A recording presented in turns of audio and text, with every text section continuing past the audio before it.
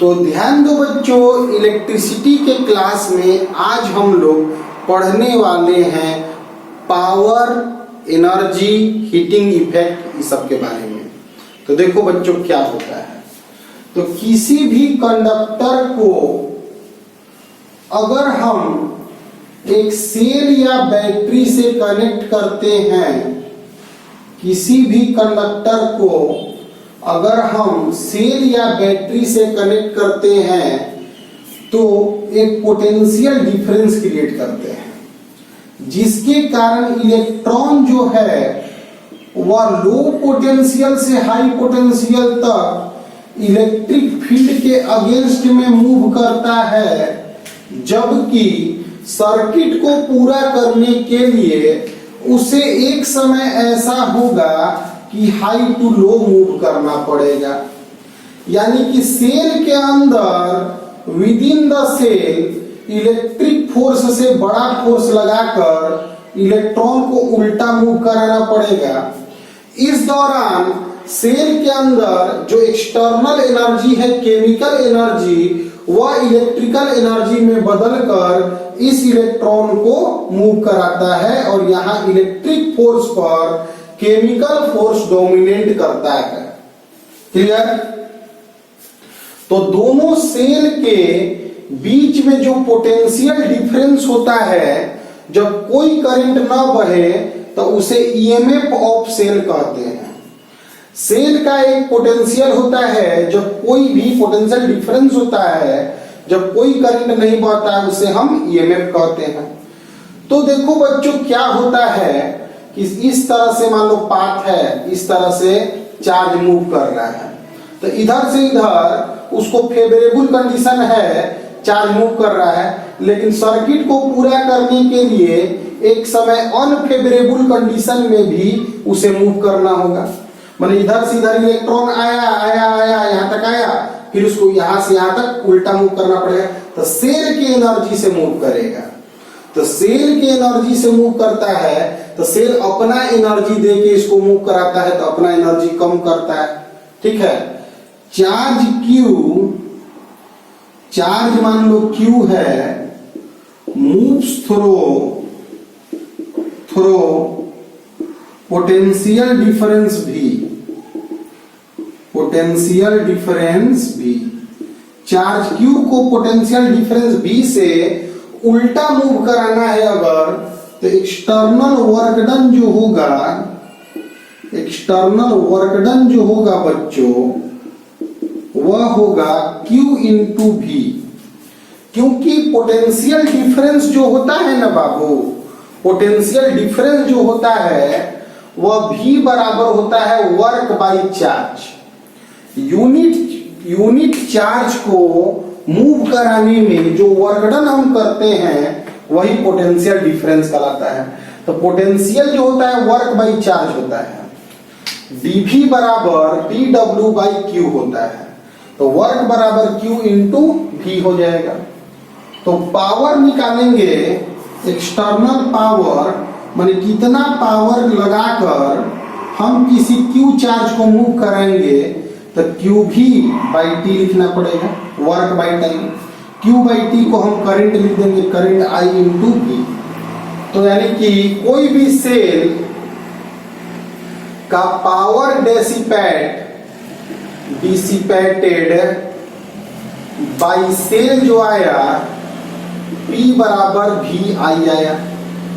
अगर हम I को V बाई R लिख दें तो पावर का जो फॉर्मूला आया V स्क्वायर बाई R आया, या इसको हम लोग I स्क्वायर R भी कह सकते हैं, या इसको हम लोग P बराबर VI भी कह सकते हैं। अलग अलग फॉर्मूला होगा। अब यहाँ से अलग बात हुआ कि अगर सेल मूवमेंट कर रहा है, सेल करंट को बहवा रहा है, तो सेल अपना एनर्जी को बर्बाद कर रहा है। तो ड्यूरिंग डिस्चार्जिंग ऑफ सेल का एनर्जी पावर बर्बाद होगा, और वह क्या होगा बच्चों, तो V square by R, I square R या VI होगा। वर्क डन बाई सेल जो होगा बच्चों, वर्क डन जो होगा W बराबर वह हो गया QV। तो W बराबर लिख सकते हो IT, Q बराबर IT और IR, तो I स्क्वायर RT। तो किसी भी कंडक्टर में का रेजिस्टेंस R है, उसमें T टाइम तक करंट बह रहा है, तो work done, external work done क्या होगा, I स्क्वायर RT। जूल के अनुसार, जूल नाम के साइंटिस्ट के अनुसार, अकॉर्डिंग टू जूल W बराबर होता है फॉर्मूला JH। यह फॉर्मूला 11th क्लास में थर्मोडायनेमिक्स में पढ़े होगे तुम, जहां H जो है हीट है और J जो है वह Joule's equivalent, Joule's mechanical equivalent है। यह एक कांस्टेंट है, जूल्स मैकेनिकल इक्विवेलेंट हम इसे कहते हैं। तो वर्क डन I करेंट अगर T टाइम तक बहे किसी कंडक्टर में, तो external work done I square RT होगा, जो कि हीट में उत्पन्न हो जाएगा, और हीट का formula I square RT by J होगा। ठीक है, नोट करो इसको। देखो ध्यान दो, किसी भी कंडक्टर में अगर सेल कनेक्ट करते हैं तो सेल का काम क्या होता है, पोटेंशियल डिफरेंस क्रिएट करना, इलेक्ट्रिक फील्ड लगाना, जिसके कारण चार्जों को कुछ देर तक फेवरेबल कंडीशन मिल जाता है और चार्ज मूव करने लगते हैं। लेकिन सर्किट को पूरा करने के लिए चार्ज को एक समय उल्टा जरूर मूव करना होगा, उसके लिए सेल अपना एनर्जी लगाता है। तो सेल के द्वारा किया गया कार्य Q इंटू V होता है, और उससे पावर निकाले तो I इंटू V आया, पावर का वैल्यू V स्क्वायर पर, याद है सब चीजें हम लोग ला दिए। अब हम बताएं कि किसी भी कंडक्टर से अगर हीट बह के जा रहा है बच्चों, तो हीट का जो फॉर्मूला है वह I square RT by J आ रहा है। ठीक, तो if heat and work are measured in same unit, same unit में अगर मेजर किया जाए तो J का वैल्यू 1 होता है, तो हीट का वैल्यू आता है I स्क्वायर RT। ठीक, तो इसके आधार पर Joule's laws of heating effect of current आता है, Joule's laws of heating effect of current, मतलब हीट का फॉर्मूला आ गया I स्क्वायर RT। माने किसी भी कंडक्टर जिसका रेजिस्टेंस R है, करंट I बहा T टाइम तक हीट प्रोड्यूस्ड हुआ, H बराबर I स्क्वायर RT। पहला लॉ है फर्स्ट लॉ है बच्चों, R and T are constant, मतलब रेजिस्टेंस और टाइम अगर कांस्टेंट होगा तो हीट डायरेक्टली प्रोपोर्शनल होगा I स्क्वायर के। इसी से बनाना है सब लॉ। सेकेंड लॉ होगा कि if I and T are constant, तो H प्रोपोर्शनल होगा R के। और इसी में आगे हम बढ़ाए, सब बात बच्चों नोट करते जाना है, बढ़िया से समझते जाना है। इसी में हम लोग आगे बढ़ाए, थर्ड लॉ है कि if I and R are constant, तो H प्रोपोर्शनल होगा T के। तो यही first law, second law, third law, Joule's law of heating effect current law है। बस इतना जानना है कि पावर जो होता है डेसिपेट होता है, V square by R formula है, VI फॉर्मूला है, I स्क्वायर R फॉर्मूला है।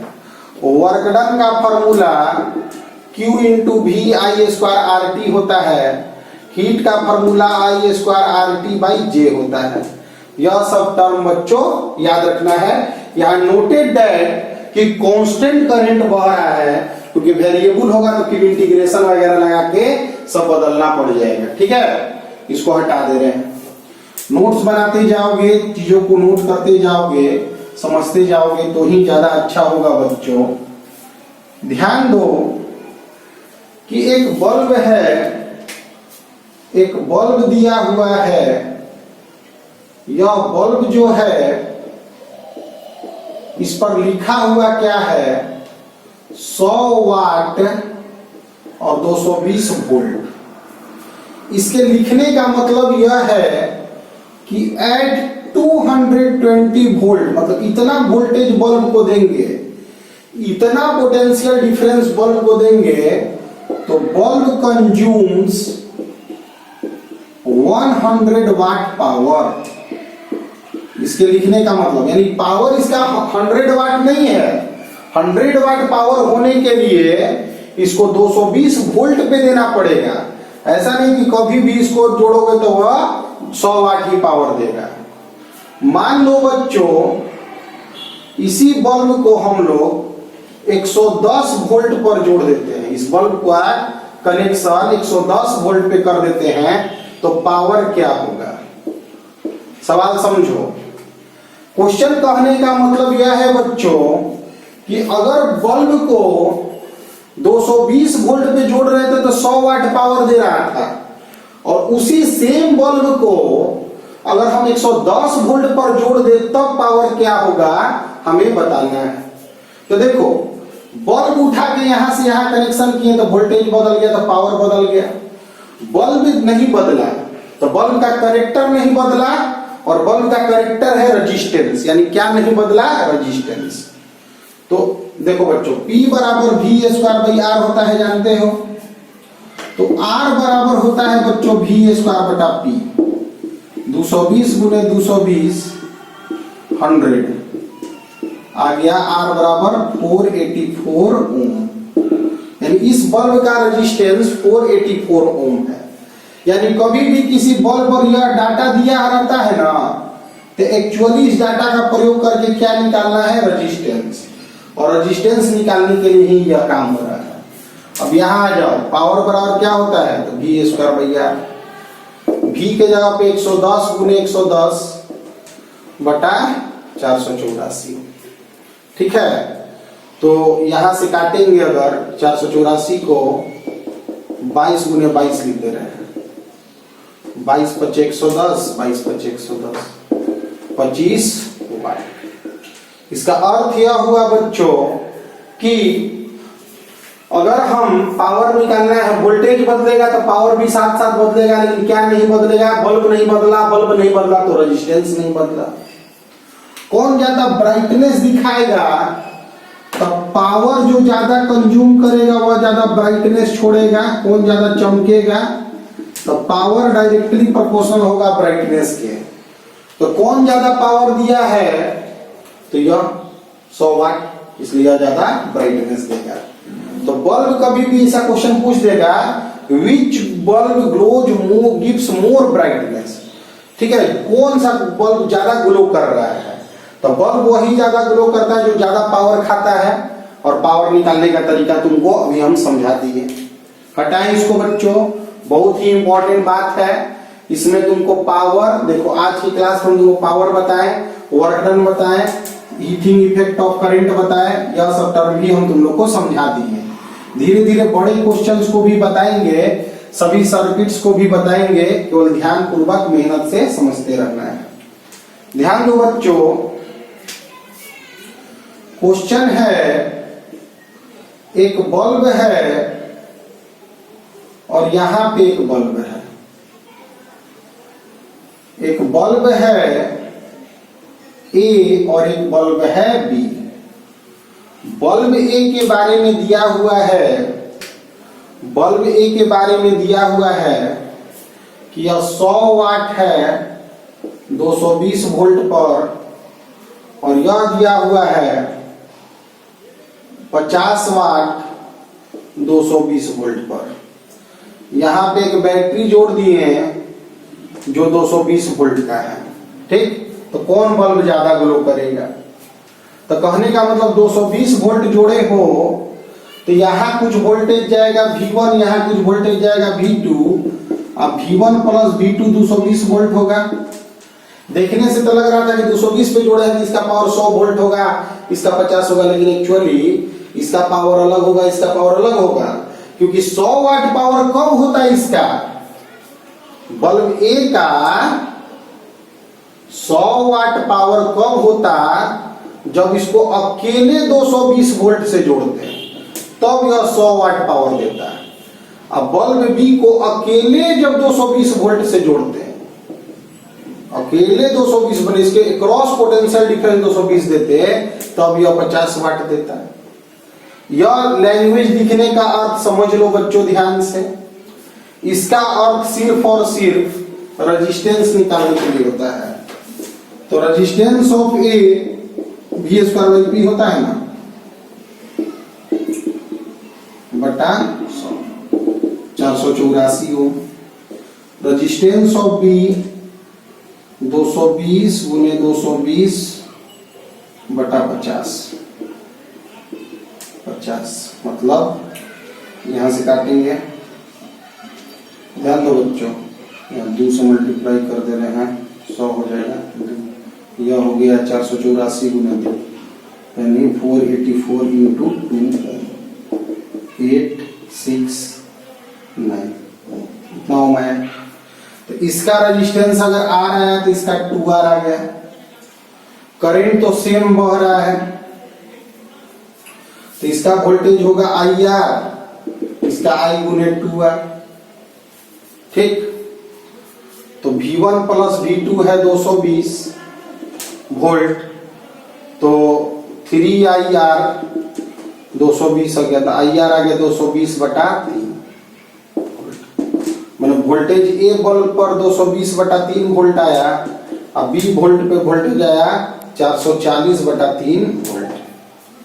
तो पावर निकाल लेंगे इसका, ए का पावर क्या होगा, VA स्क्वायर बाई आर, तो 220 गुने 220 बटा 9 गुने 484, इसको काटोगे तो 100 बार में कट जाएगा, तो 100 बटा 9 वाट आएगा। पावर बी का निकालोगे तो BB स्क्वायर बाई RB, तो इसका VB क्या है 220 गुने 220 गुने 4, 2 निकलेगा, बटा नीचे क्या है 9, यहाँ पे आया 484 गुने 2, इसको काटोगे तो 100 बार में कट जाएगा दोनों, यहाँ 200 बटा 9 वाट। तो कौन ज्यादा पावर खा गया, तो बी, तो बी ज्यादा ग्लो करेगा। ध्यान दो बच्चों, जो ज्यादा पावर खाएगा वह ज्यादा ग्लो करेगा। बहुत ही शानदार क्वेश्चन है। इस क्वेश्चन में बस समझना यह है कि बल्ब ए दिया है तो उसका रेजिस्टेंस निकाल लिए, बल्ब दिया है बी तो उसका रेजिस्टेंस निकाल लिए, इसका रेजिस्टेंस आर तो इसका 2R आ गया, करंट सेम बह रहा है तो इसका वोल्टेज IR और इसका I इंटू 2R होगा, IR निकाल लिए तो 220/3 आया, मतलब इसके अक्रॉस वोल्टेज 220 बटा 3, इसको 440 बटा 3, तो इस पे पावर दोनों पे निकाल लिए। देखें कि बी पर ज्यादा पावर आ रहा है, बी पर ज्यादा पावर आएगा तो बी ज्यादा ग्लो करेगा। देखने से तो लग रहा था बी ज्यादा ग्लो करेगा। हटाते हैं बच्चों, बहुत ही शानदार क्वेश्चन है, हटाएं इसे मेहनत से। तो कोई भी क्वेश्चन आएगा इस तरह के क्वेश्चन में तो बढ़िया से मेहनत से बस तुमको समझना है बच्चों, इस तरह के सवाल को मेहनत करके बढ़िया से बस समझ जाना है। ठीक, देखो अब मेरा सवाल होता है कि अगर एक मीटर ब्रिज है, एक मीटर ब्रिज है जिसमें एक 1 मीटर लंबा तार था, यहाँ पे मेरा एक कॉपर स्ट्रिप की मदद से रेजिस्टेंस लगाए थे, यहाँ पे एक रेजिस्टेंस लगाए थे, उसको भी कॉपर स्ट्रिप के मदद से लगाए थे। R1 लिख दिए, R2 लिख दिए, यहाँ गैल्वेनोमीटर था, C पॉइंट था, यहाँ पे बैटरी था। ठीक, यहाँ पे एक स्विच था।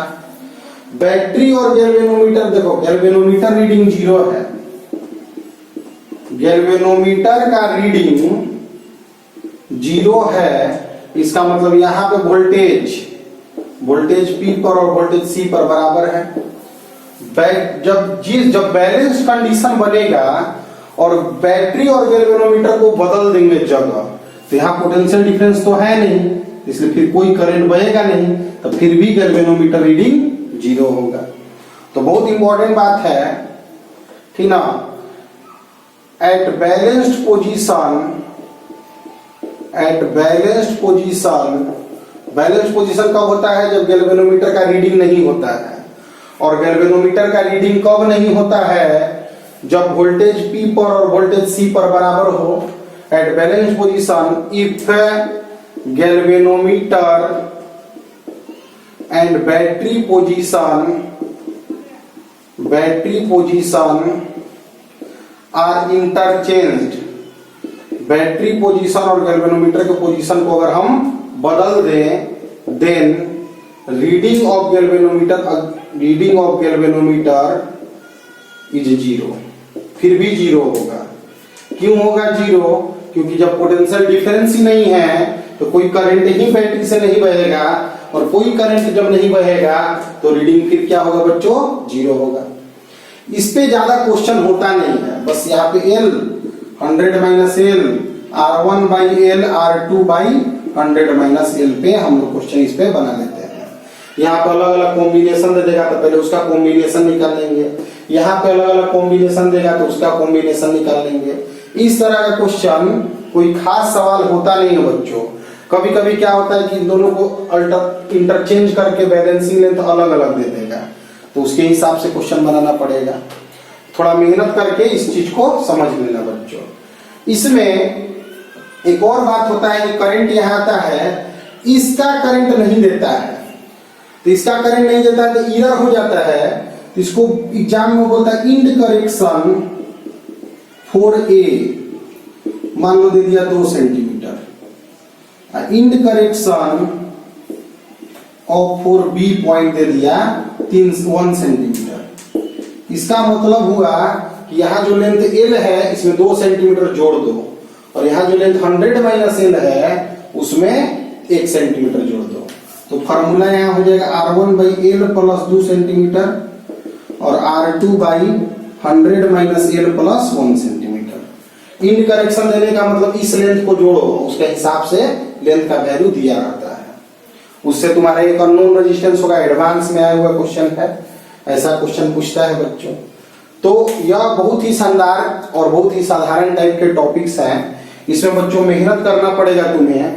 एनसीईआरटी का रीडिंग डालो, अभी तक के जो जो टॉपिक पढ़ाए हैं पूरे टॉपिक को रीडिंग डाल के पोटेंशियोमीटर में मिलते हैं। पोटेंशियोमीटर अगला कॉन्सेप्ट है।